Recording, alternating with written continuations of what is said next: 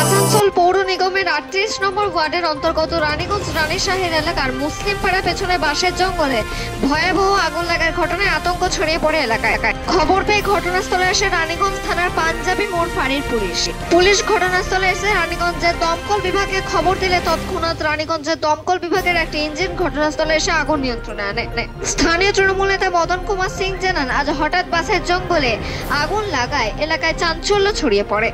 যেখানে আগুন লেগেছে তার পাশে রয়েছে বিদ্যুতের হাই টেনশন তার।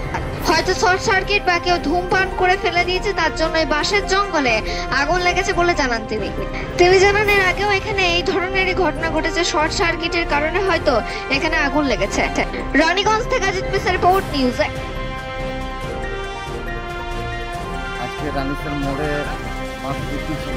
রানীগঞ্জ মোড়ে আমাদের পিছন দিকে মুসলিম পাড়া আছে, মুসলিম পাড়ার পিছনে বাসবিটি আছে। বাসবিটি আচানক সকাল খবর পেলাম যে আগুন লেগে গেছে, প্রচণ্ড আগুন।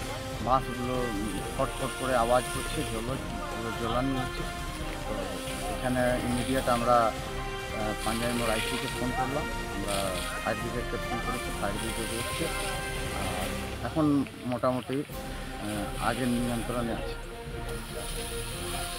আগুনটা আমার মনে হয় কেউ হয়তো শর্ট সার্কিট হতে পারে, যেহেতু 33,000 আছে, এখানে প্রায় শর্ট সার্কিট হতে থাকে। বর্ষার সময় ঝড় বৃষ্টি যখন হয় বা গরমকালে অনেক জিনিস আছে যেটা গরমকালে হিট হয়ে শর্ট সার্কিট হয়।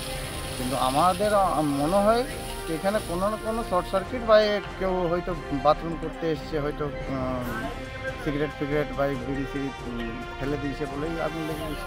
কথা